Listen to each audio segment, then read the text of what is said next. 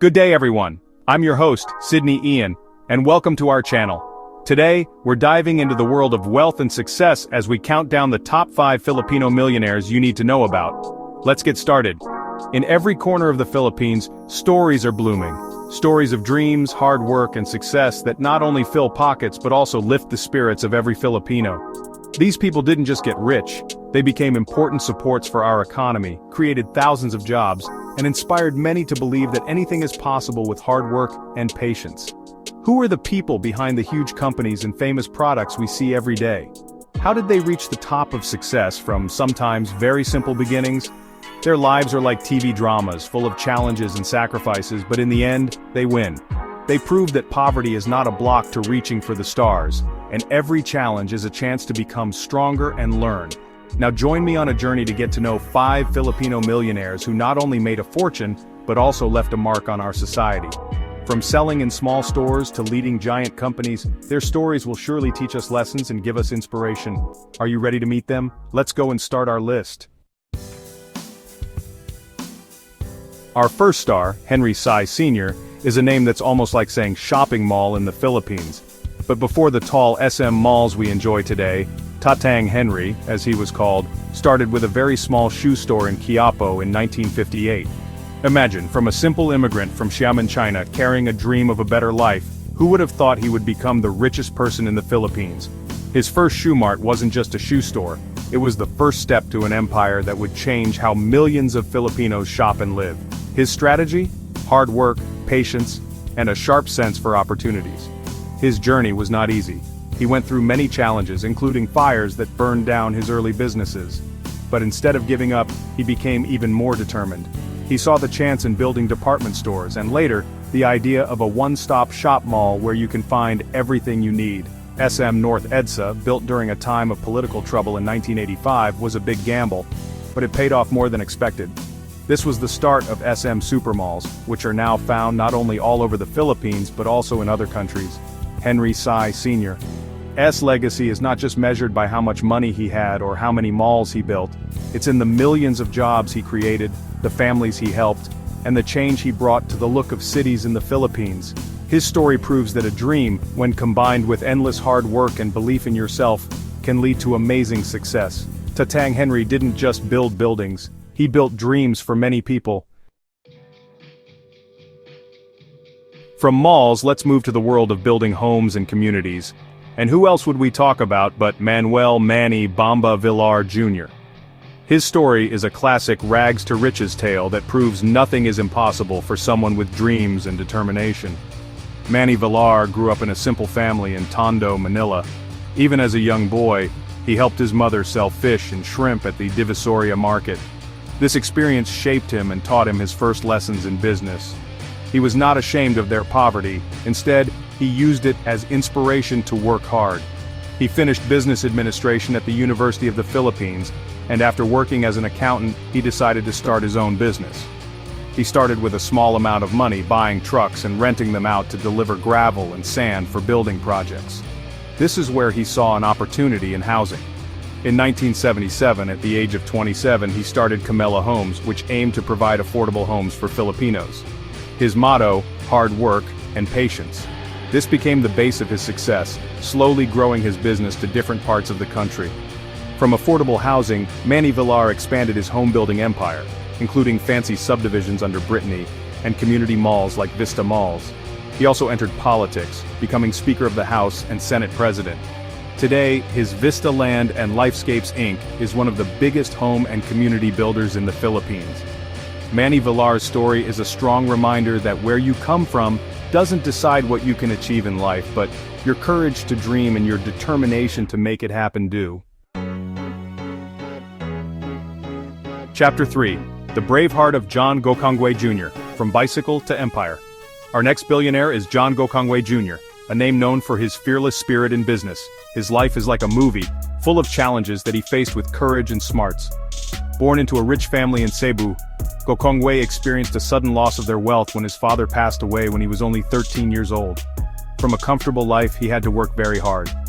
He started by selling peanuts, going around on his bicycle, and later, he traveled with goods from Cebu to Manila using a small boat called a batel. These experiences made John Gokongwei Jr. strong and gave him a sharp understanding of business. Gap 2S. In 1957, he started Universal Corn Products, which later became Universal Robina Corporation, URC, one of the biggest food and drink companies in the country. Who doesn't know Chippy, Jack and Jill snacks, or C2 green tea? All of those are part of the empire Gokongwei built from his hard work and his desire to compete with big foreign companies. He was not afraid to enter businesses already led by others, always bringing new ideas and determination.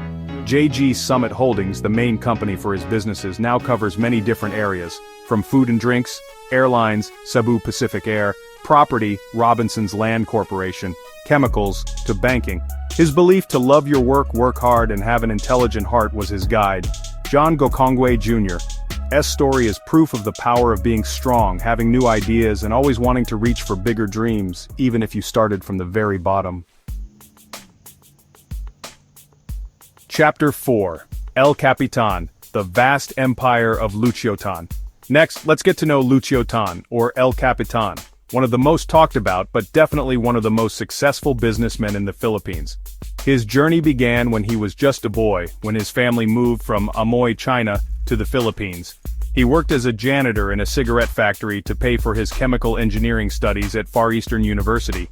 His first big success was in the tobacco business, when he started Fortune Tobacco Corporation in 1966, which later became the biggest cigarette maker in the country. His dreams didn't stop there.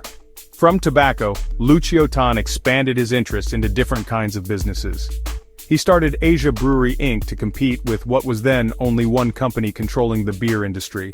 He also went into banking with Allied Bank and later gained control of Philippine National Bank, PNB. His LT Group Inc. also has big interests in property through Eaton Properties Philippines, and in strong drinks like rum through Tanduay Distillers Inc., one of the oldest brands in the country and now known around the world. One of the most famous companies under him is Philippine Airlines, PAL, our country's main airline. Even though he faced many challenges, including legal issues and problems with workers, Luchiotan remained strong. His ability to lead so many different businesses shows his skill and business smarts. El Capitan's story is a tale of ambition, being able to bounce back, and building a huge and varied empire that has a big impact on the Philippine economy. Chapter 5. The Engineer of Success, Ramon Ang, and the New San Miguel. Our last millionaire on the list is Ramon S. Ang, or RSA, the President and Chief Operating Officer of one of the biggest and most varied companies in the Philippines, San Miguel Corporation, SMC.